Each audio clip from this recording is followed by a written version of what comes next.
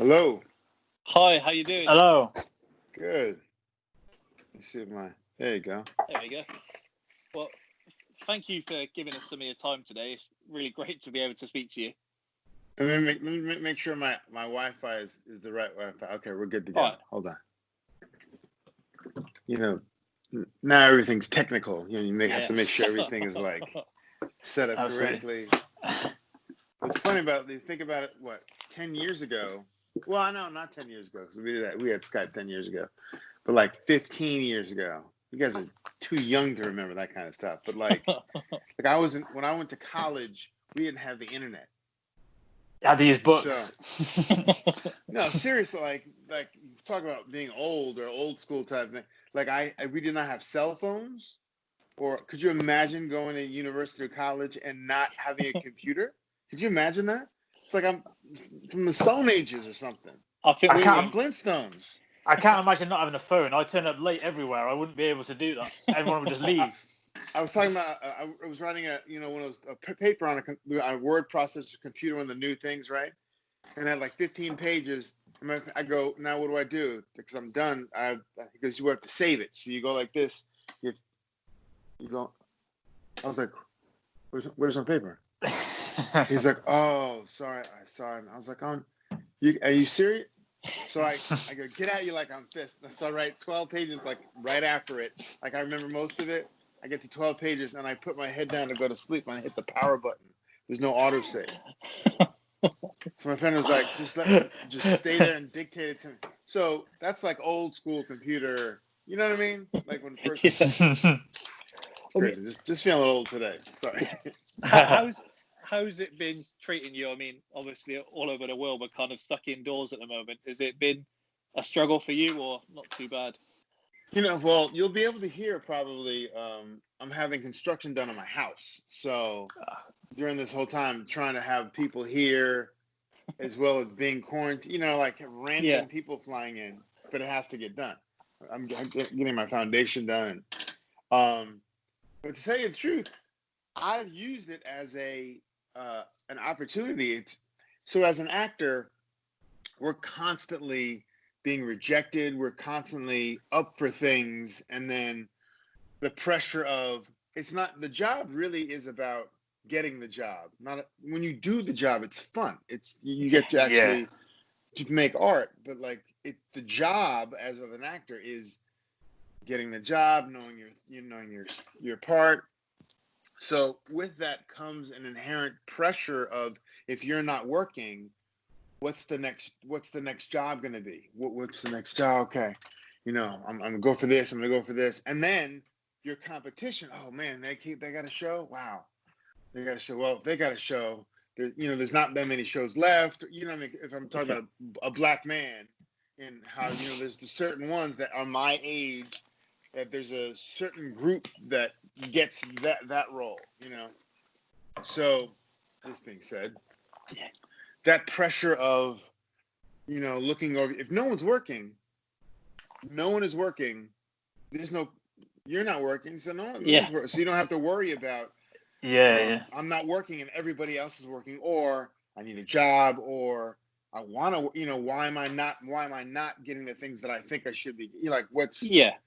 Because you're a product yourself. So if no one wants Diet Coke at this moment, you're like, well, some people will like Diet Coke. If Diet Coke will come back, anyway.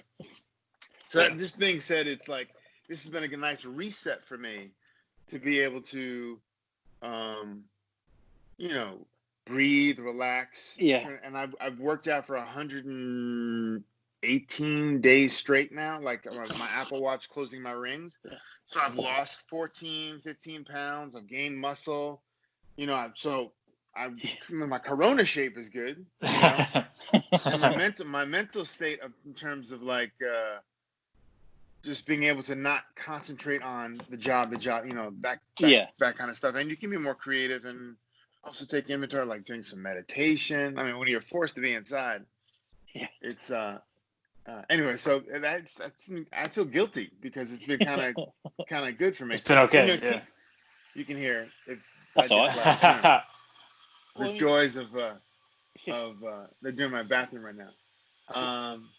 It's funny. It's like one of those white noise now that I don't even hear. Yeah. It's like, oh yeah, that's the saw somewhere. But yeah, it's been great. I mean, I've gotten to. It's funny how we all had plans before. We're like, oh, we're gonna be quarantined. Oh, now I'm gonna finally learn how to play the ukulele. I mean, I've always, I've never had the time to play. Never happened. No, I mean, so like, what did you plan that you never got to? Like, I wanted to read more books. I was like, oh, I'm gonna do crossword puzzles every day, and then I'm gonna do. But one thing I have done is that spurred a lot of people is cook. I've cooked. Now I have this this delivery service and it's just me. So I've been cooking, which is really good. Baking. Oh, nice. I've done some baking, which is nice. But pretty much working out or at least staying active. Like I watch Jeopardy and jump rope. Like clear the place. Like I wouldn't things that you wouldn't have normally done. Now that you find yourself, like I have a habit of working. I don't know how I'm going to transition this to when it goes back to reality. When you're working. If it ever does go back to reality. Yeah. This is the new reality to a certain extent. I had an audition the other day for a commercial, which was a really interesting. I'm like, well, how are they going to, now that my job is coming back, like, how are they going to manage? So I had a Skype audition and a Zoom callback. And so now your home has to become a studio. Like you weren't planning on, having a full blown studio. So I'm putting up, I have one of those screens, finally got one of those big screens. And then like, I didn't have anything to I needed like a mount, like I needed a professional camera crew, basically, something, some kind of a boom, or, like pick up the volume. And I could not get my computer or it's just an interesting, thing, what life is going to be like, since 9/11, we all have to take our shoes off at the airport. That's like, oh, when we first take our shoes off, why would we have to take our shoes off? And now it's just like, oh, now you buy shoes. Now you buy shoes knowing that you're going to take your shoes off. Yeah. It's the same kind of thing. Like now we're going to are people going to shake hands as much? Is going to, regular things that you thought that would be normal. Yeah. Yeah, definitely. Everything's crazy. So that's kind of how we got to this, because we used to just speak about sports every week, and then obviously all sports stopped. So we wanted something to do. We'd kind of spoken about this before, and we put together this bracket of 32 of our favorite comedy films over the last 25 years. Dodgeball being one of the top ones. So we're kind of getting through them, and it gives us an excuse to do that every week. And it's great to be able to speak to you about it today. Yeah. So how do you guys feel about sports? How much do you miss it? And how much do you think you missed it? Do you think you missed it more than you do, or do you miss it less? I've missed it more than I thought I would. I knew I'd miss it, but then it was like on another level. We've just kind of got things coming back over here now. Right. I think having so little to do generally, and then having no sport as well, it all compounded it. If you were at work as well, maybe you might be able to be distracted, but if you're kind of sat at home, you're a little bit more. A lot of people, I think, don't know what to do. I knew I'd miss it, and I thought I was probably going to miss it. You knew what was coming. And every day you're like, oh, this should be on. I should be watching this. I should be watching this, and then you're like, oh, that's brilliant. So, like you say, trying to fill time. Normally, my evening would be what sport is on. Let's watch this. Be it, it could be any golf, football, whatever it might be, and then suddenly you're trying to fill time. So I've started learning to try and play chess. Right. Something competitive squirrel racing. Yeah. Like on the Ocho. They brought that back. I saw that. We've taken to sports. It's like there's ESPN is what I wake up to.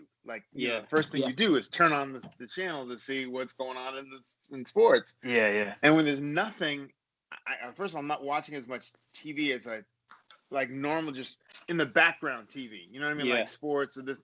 So it's more of I turn the TV on for a purpose.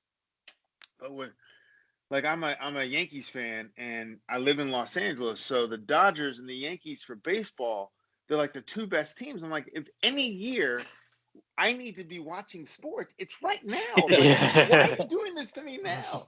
And my football team is the Buffalo Bills, who are horrible. They've been horrible we didn't make the playoffs for like 21 years. I mean, like horrible. But if you're a fan, you just got to like sit in. Like, God, can my team just get better? Yeah. And now we made the playoffs, and now Tom Brady. Like now, I'm like, oh, this is the year. I mean, this is the year we actually have a team. And of course, are we gonna have football? Like no. So my sports are just they're killing me. It's killing me. And no basketball. No. Like all like NBA, I'd be watching the playoffs. It's exciting. You get caught up in that, but. So it's just a weird reality. Yeah. It's just weird. So you mentioned before about kind of getting the job, and I'm sure you did more before, but looking on IMDb, the first role that I think you've been credited with is in Fresh Prince of Bel-Air. So I wondered how your journey went from there to then being in Dodgeball in 2004, was it? Something like that? Yeah. Well, I went to Georgetown University in Washington, D.C., with a psychology degree, and I was going to go to law school and become a lawyer or whatever after university. And I was like, I don't want to be a lawyer. I mean, who wants to be a lawyer, really? So I came out here. My sister was living out here at the time. I came out here, and like all my friends were going to biz school or med school or, getting their or law school to get their advanced degree. And I'm like out here. So I was in the rec industry for a while, and then I decided to, when I was 25, I said I want to be poor. As an actor, you start out, basically, you have to be available for auditions. It's like a catch-22. You have to be available for auditions, but you have to pay, you have to eat. Yeah. You know what I mean? So you have to figure out a job, and everybody out here is trying to do the same thing. So there's only so many jobs that you can, bartender, waiter, or you got to figure out what's your. Oh, I gotta go at 3:00 to audition for a Pepsi commercial. You got and be able to go, because if you're working a 5-hour shift, whatever. Anyway, so I had to figure out. I didn't want to be poor, so I was in a play with a bunch of other people who were doing or acting. They're like, "Are you gonna do this or not?" And I was like, "Oh man, I guess if I'm gonna do it, I better start doing it now."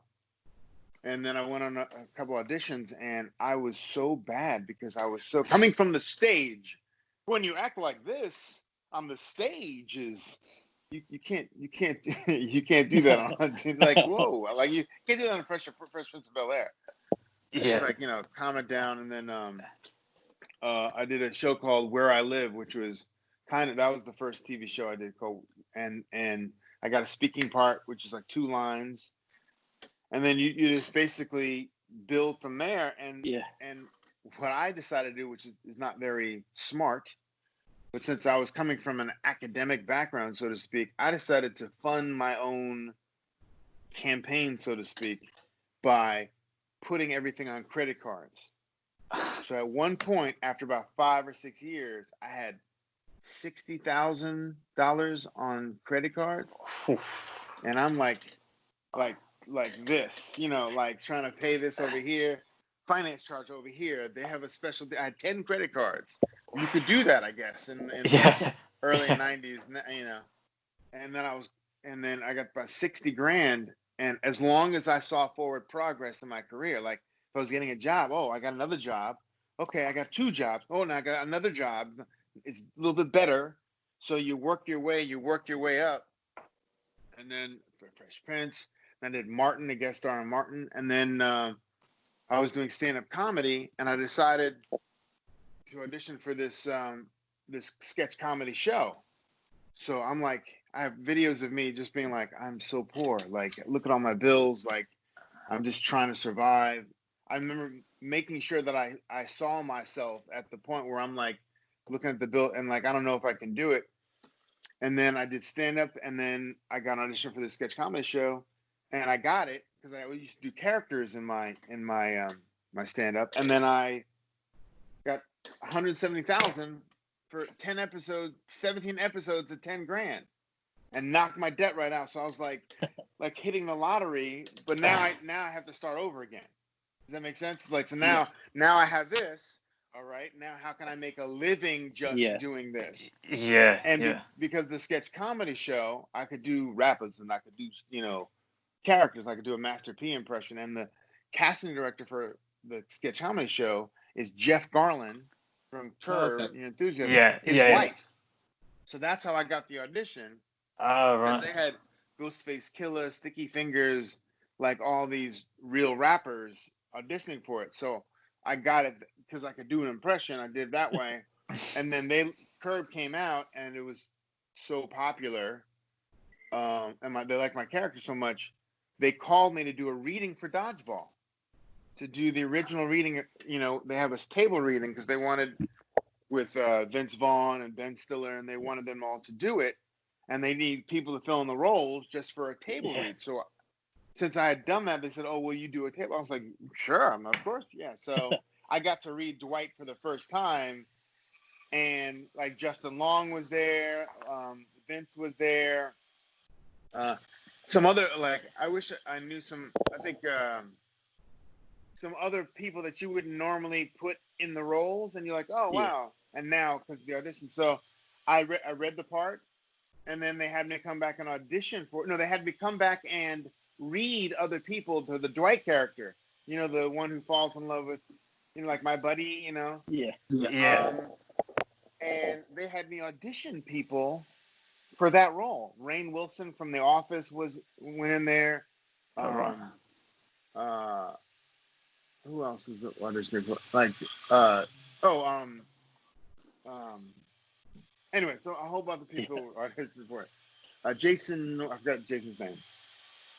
But I kept reading against them. I'm like, do I have the role? Or I'll just keep reading until someone says anything. Oh, can you make him a little more urban? Like, yeah, okay. And then I was just reading all these people.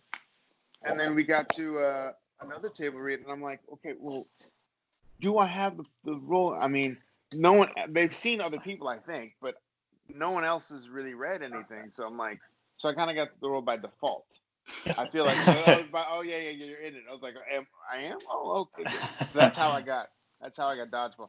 So it's a weird transition of how things lead to this, can lead to this, can lead to that. Yeah.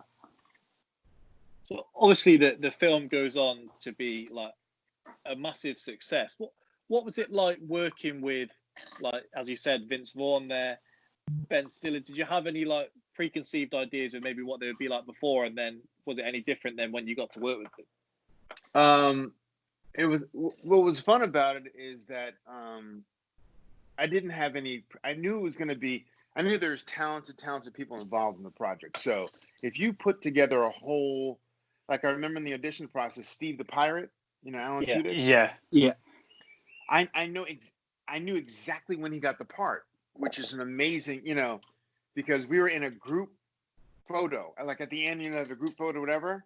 Yeah. And we were and it was like, they were trying different combinations. The guy from Ferris Bueller played who played the one with the father with the Porsche. What's his name? Yeah, Cameron. I forgot the actor's name, but yeah, Cameron in the film. He auditioned for the Stephen Root role. So they put different people together and they take a picture to see how people look.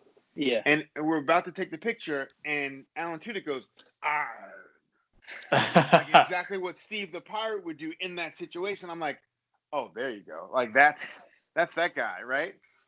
And for the character opposite me, who falls in love with Joel David Moore, who falls in love with the Fran Stanley.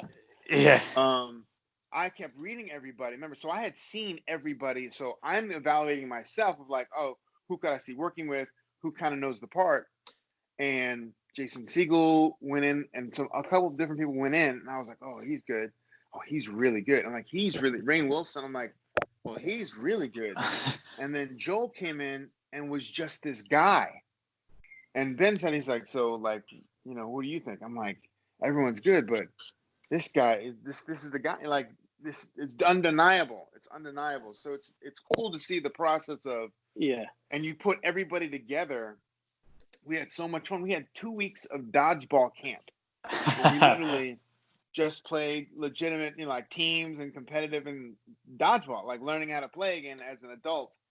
That was a lot of fun. A lot of bruises, a lot of and everybody's very smart. Everybody on the show is in the film was very smart, like smart comedians, like not like outrageous things, but everyone was like Vince Vaughn he's got one of the most amazing, quickest minds in terms of very loosey-goosey, but throwing bullets out. I mean, bullets, like half the stuff that he was coming up with that makes the film, like blood and semen, like that was like I mean, they had so many things where they just let him go.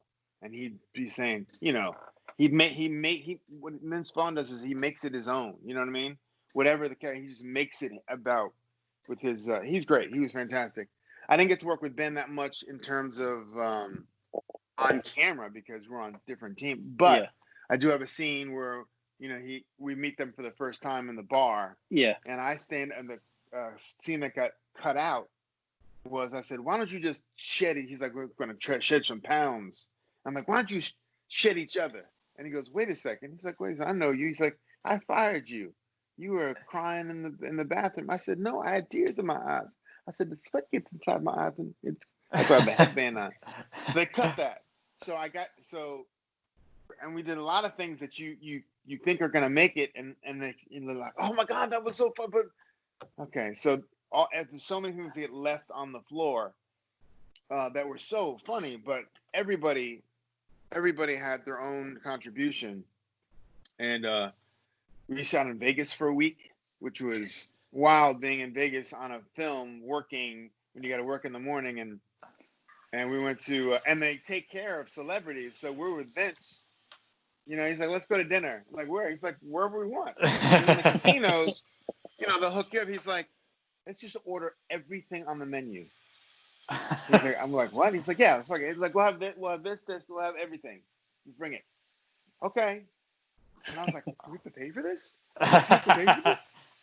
He's like, no, it's taken care of. Because I was like, oh, this is what it's like to be a celebrity. It's like, oh, wow. Then we went to a strip club, and we had to work the next morning. So we're in the guys go to a club, and it's Vegas, and you're like having fun, like, oh, we got to shoot in the morning. And I was like, I don't like spending my money in strip clubs, because I don't keep my money. So I spent like, $50 or whatever, $100. And then I go to the bathroom and I go, hey guys, I'm going to leave. He goes, Vince goes, no, you're not. He's like, I was like, yeah. He's like, no. He gives me $400. He goes, you go out there and make me proud. And I'm like, but we have to work. He's like, I was like, okay. So it's fun times like that. It was fun to do.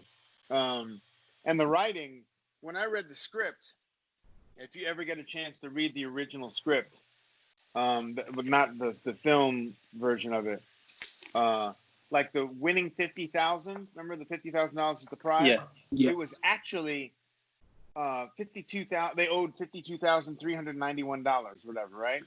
And then when they looked in the sports months quarterly, whatever, there's a prize. The grand prize for the dodgeball tournament is $51,391. I mean, that type of specificity, which makes it funny. Of like, oh my God, we need this much money, and this is the prize money, but they made it $50,000 just because, not to confuse people. They had to like dumb it down a little bit, kind of. You know what I mean? To make it, because it's one of my favorite films because it's smart, silly. You know what I mean? If you're paying attention, there's some really big things going on just over the 12-year-old boys is liking seeing guys getting hit in the balls with the rubber ball. I mean, that's basic, hitting someone in the head with a wrench is just funny.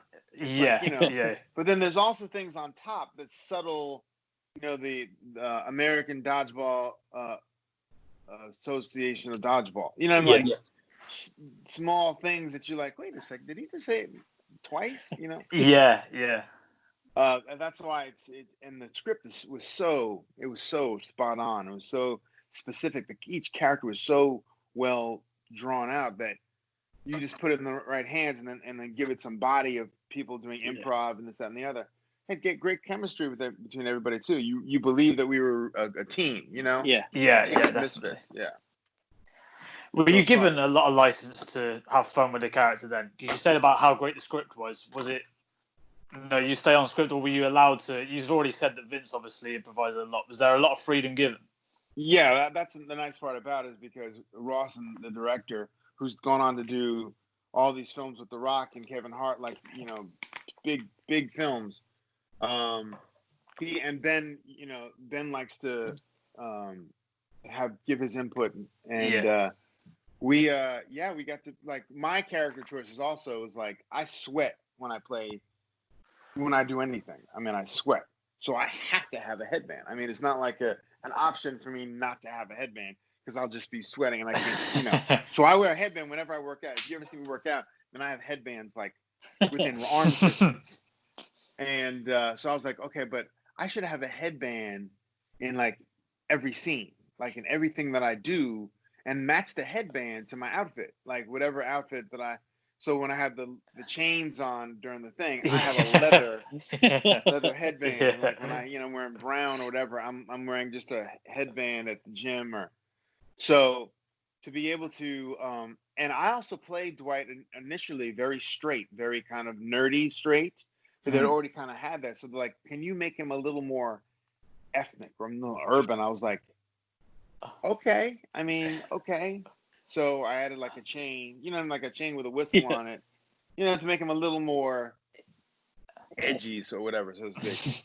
But yeah, so I got to, and then you got to improvise some things, like, the whole bloop dead. My cousin Ray. My cousin Ray did the same thing. Bloop, that was an improv moment. That was something I came up with. Yeah, so that was something that I can say, I wrote that. That's my contribution. Nice.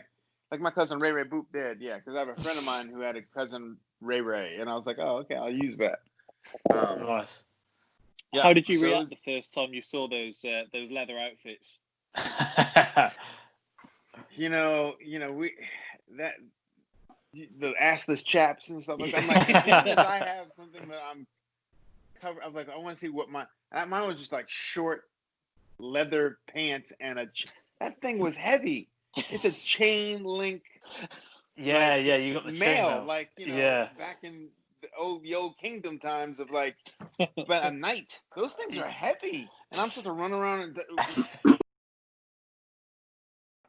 it's so heavy to wear that thing. And but it was a lot of fun. It was a good time. That was, you do realize that was 17 years ago?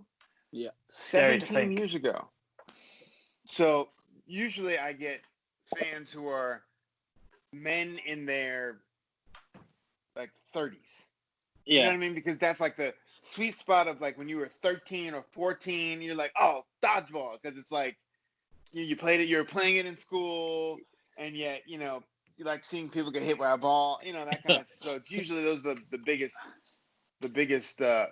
fans of it, because 17 years ago. It's a long time ago. I think I was 10 when it came out, the film. Oh, really? Yeah. There you go. How much went into the actual dodgeball scenes? Was it you have kind of the moments where people are going to be out and you work around that, or was it quite literally choreographed to every throw of the ball? Yeah. Usually there was it was twofold, because you have there's certain things that had to be set up to make sure that and they used softer balls, when you get hit by and a fake wrench.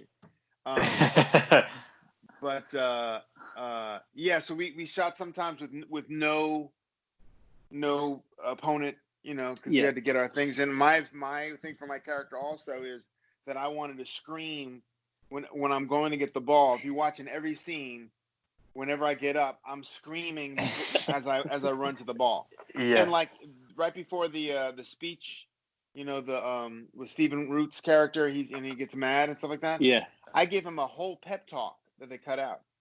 Like I go Oh, out wow. there and I go, okay. It's like, okay, your ex-wife is out there and she's fooling around with some man, and that's really messed. That's really messed up. It's like I can't believe that, you know, she's doing that to you. It's like, you know what? What did you do? Like, you know, it's like a nice pep talk. So they cut that out. But yeah, they'd have, you know, we'd actually be playing in matches, and in when we play the girls, the little, you know, you see we're kind of throwing, but the girls are throwing too, and I caught a ball, and if you watch me when I get hit in the girls match, I fall right on my knee and my hip, and I was like, oh, that killed. I was like, and then I had like a bruise for like a week. But yeah, so they were kind of technical as technical as you can be, but we did have a free flowing game as well. Yeah, with all the different teams. Many injuries on the set, like across everyone. Yeah, there was some, you know, there's a lot of bruising. I can say that much. There's a lot of falling and bruising and a lot of like aches and pains because, you know, you're playing in your 30s. You know, you're playing, and Steve Root was in his 40s. You know, that's a lot of running and a lot of, you know, it's a good thing we had our two weeks training. You know, otherwise. But it was it's really fun. It was really fun time. It was 3 months. We shot in the fall. It was such a great experience, you know. It was in my first, obviously. You know, I was in other movies, but this was my first like major role in a big movie. Yeah. So it was exciting, you know. It was exciting. You said about scenes that were cut and stuff. Was there a particular scene you felt should have been left in? Would it be like your pep talk, for example? Was there anything else? Or would that be the one? There was a really funny moment. You know, like he goes, Blazer, Taser, you know, Blazer, right? And then they get to the end, and you know everyone's tall, and they get to this 5'6". He's the producer. 5'6". He's like, oh, that's my cousin Jeff. He's like, Jeff, we need to get out of here. So I thought that was funny, you know, because it's, you know, everybody's in there, and then he say, Blazer, Taser. Oh, and that's my cousin Jeff. Yeah. Jeff,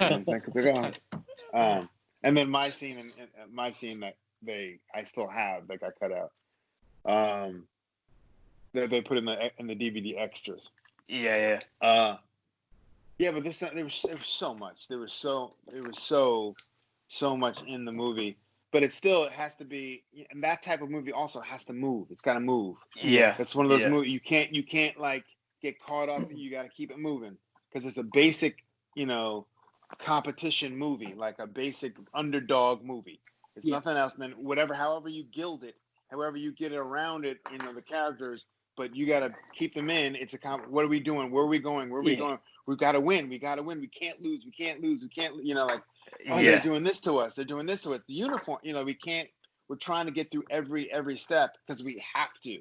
Yeah. And that's why you root for it, because you're like, oh, you know, you see all the pitfalls, and then you think at the end when Vince sells out the team, you know, and then he doesn't show up, and we may have to fork. So there's always this. You're on the precipice of, oh no, we're gonna lose.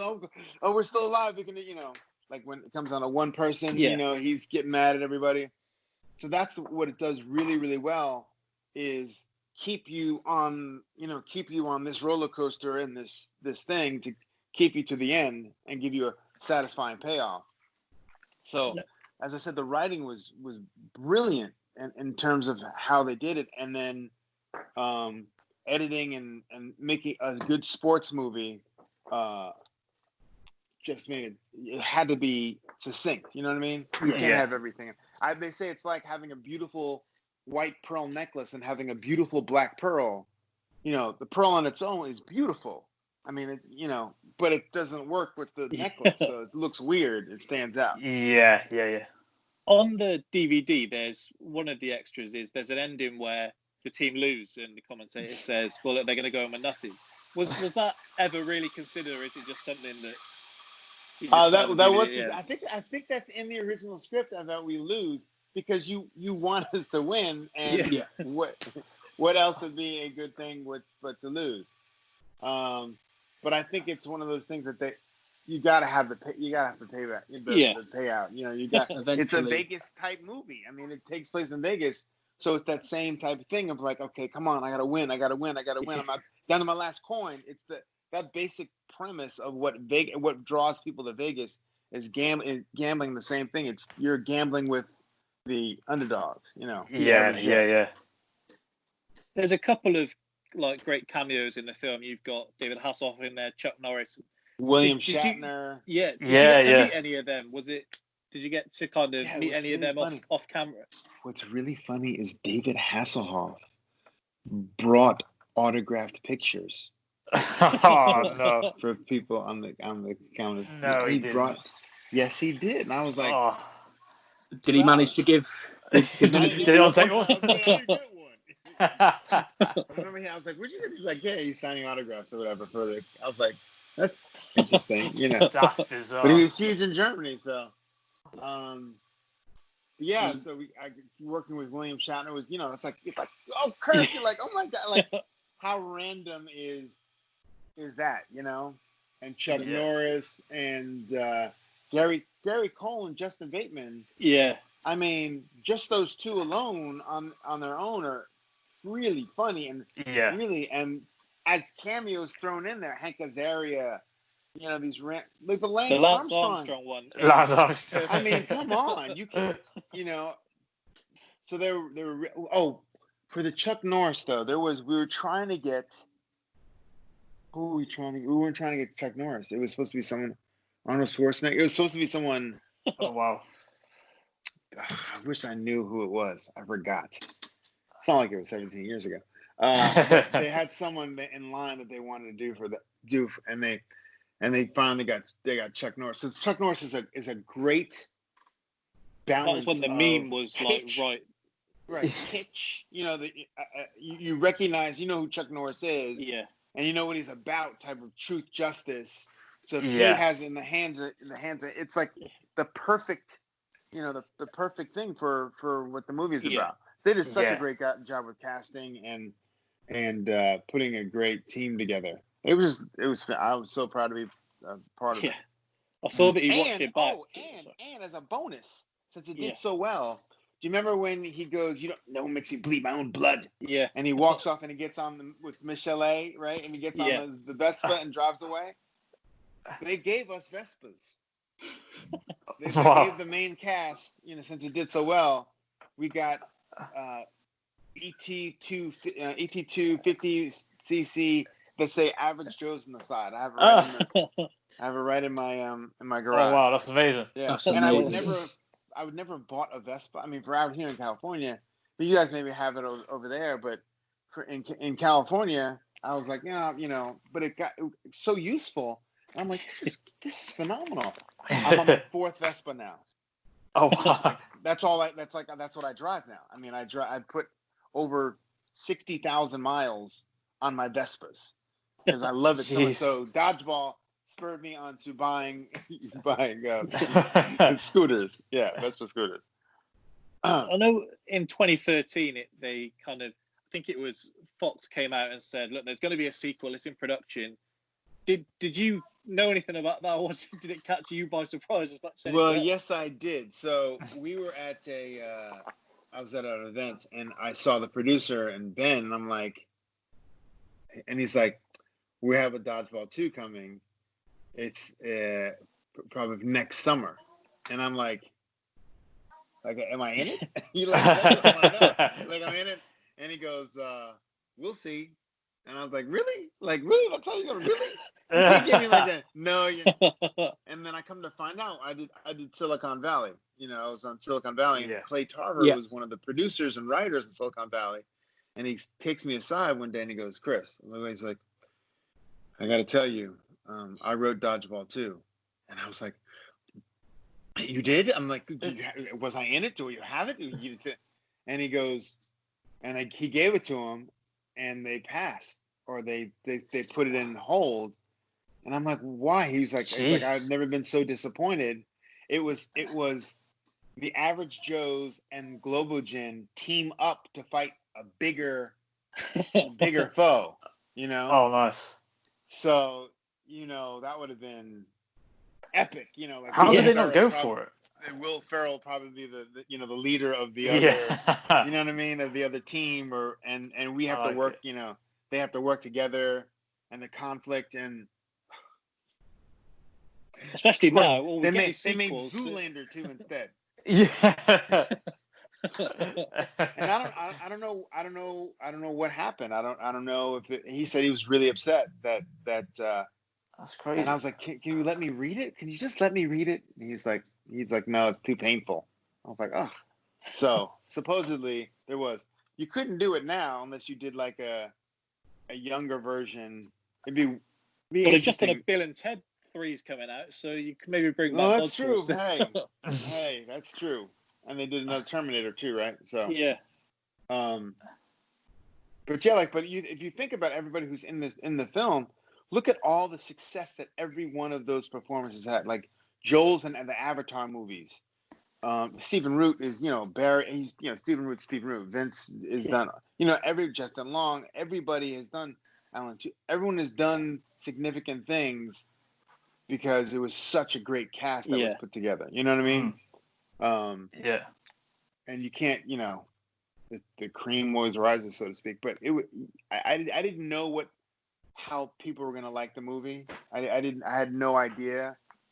But if you read the script, I mean, if you ever get a chance to get your hands on reading the script and see what it feels like, it was so funny. If you're laughing out loud while you're reading, you know you have something special. So just to be part of it is like, you know, hanging onto a comet and let it take you away. But it opened so many doors for me. It basically cracked open my career, you know, basically, you know. Is there anything in particular people still quote to you today from the film or anything like that? The only thing that people come to say is that you can dodge a wrench. Yeah. Yeah, that's usually the only. I don't get recognized for. I mean, I don't get recognized for Dodgeball that much. For other things, I get recognized for. I did this movie called Friday After Next, which is like Ice Cube and whatever, and Latino and Black people in America. You're like, you the crackhead, right? You the crackhead? I was like, yeah. It's like, that's my favorite. I get noticed for this 2 little scenes as a crackhead in a comedy more than I do for Dodgeball. And it's like, Dodgeball was a lot bigger. But yeah, they'll say, can you dodge a wrench? And someone asked me about assless chaps the other day, I think. So it's a conversation starter. Exactly. Just watching it, I rewatched it last night before speaking to you today, and the scene in which the machine is like firing the balls at you, look like that would have been particularly difficult to do. No, it was fun. It was fun because you want because they literally had so the balls are a little softer, so it's not, you know, and then put the sound in later. Yeah. So we had to, you know, turn. That was part of our training, you know, trying to catch the ball, and it was a lot of physicality in this movie. I mean, there's a lot of physical. It's the whole movie is about physicality, really. You know, when he's trying to cross the street and he gets hit by a car and he's like, I'm okay, and then he gets hit by the other car. There's a lot of physicality, which really makes it makes it fun, you know. Yeah. We also saw on IMDb that you've done some like voice work. We saw I saw you Crash Bandicoot you put on your Instagram the other day. Saints Row and Spider-Man and all sorts. What's that like to do? And do you like playing video games yourself? You know, I used to like playing video games, but you know, you get so caught. I mean, I get sucked in, and I will not. I mean, I know that about myself. I said I will never do cocaine. I've never done cocaine because I know I would enjoy it way too much, and I would lose everything that I have. So it's almost the same type of like video games. It's like I have a PS3. Like I haven't even know that if I upgrade, I'm gonna say, well, I have it now. I mean, I can play anything now. And I was playing golf. That's how I was trying to wean myself off of. I was playing Tiger Woods golf, which is very, it's very precise. It's not like, when you're in the middle of the battle and you're like Call of Duty type of thing.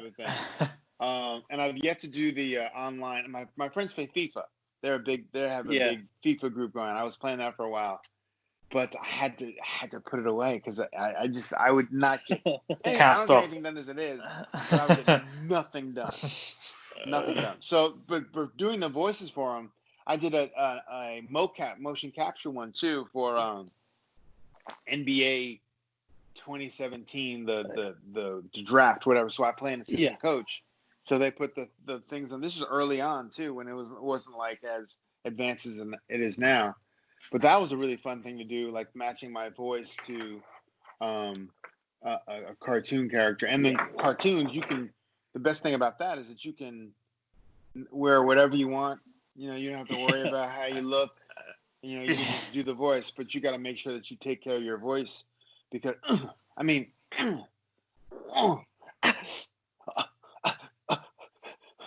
that it takes a lot out of you if you're, they have to get, okay, Chris, we need 8 different grunts. Like you're being now grunt like you're being hit with a bat. Or something that, like a guttural thing and take care of your voice while you're doing it. So there's different challenges when you're doing voiceover work for cartoons and you want to I did a podcast too of an alien and trying to figure out different things, and I had a bridge, so I had a flipper, so I did it with no teeth, like so everything coming like this. So that helped with the character, whatever I had to do, because no matter what I said, it came out like so. So you use different tricks to do, voiceover work and stuff. And I've done a lot of looping work. Which what looping is? Looping is the ADR. It's called additional dialogue recording. So when you see someone, on the screen, hey, you, I like to drink my own piss. Remember when Rip Torn said that? Yeah. They'd have to change it. I like to drink my own pee, right? They could change it for TV or whatever. Oh, okay. So, and a lot of stars don't like to do that. So, like, I did like 4 of Martin Lawrence's film, like The Black Knight, it's a couple, 4 or 3 other ones. I forget, they were a while ago. But through our question, we just wanted to thank you for your time. Basically, we really appreciate how much time you've given us, all your answers and everything. So, thank you. My pleasure. So glad you told us that Vince Vaughn story in the strip club. That reaffirms everything we thought about Vince Vaughn. We're big fans. Yeah, he's so sharp and so quick. He's so quick with his quips. He's really, really funny. So it was a good time. It was a good time. Thanks for having me, guys. Appreciate it. That's all right. Thanks a lot for your time. Thank you. And you got to watch my new show, Upload. Upload on Amazon. Okay. Yeah, we got it. It's on Amazon. It's called Upload. It's a TV series. It's really good. And you guys, email me and let me know what you think, because everyone absolutely just got renewed for a 2nd season already. It's Greg Daniels who did the Office. Oh, okay. Oh, nice. Yeah. Greg Daniels did the Office, and it's the American Office. Even though I like the British Office, Yes. Myself. Yes. I mean the British. And matter of fact, I got turned on to the British Office while shooting Dodgeball. We were all watching it. Alan Tudyk and I. We were all watching it that's when it came out. Yeah. And we were like, hey, have you seen The Office? Like, what is The Office? And I remember being in the trailer watching Ricky Gervais's brilliant. I mean, I was, oh my, it was so. It's like, it's so cringeworthy. Yeah. It's good stuff. Oh, so that was during Dodgeball as well. Yeah. Thanks for having me, guys. Thank you. Thanks a lot for your time. Upload. Upload. Absolutely. We'll do. We will. Yeah, all right, cool. Thank you. Thanks a lot. Thanks, Chris. Good seeing you guys. All right. Thanks. Bye. Cheers.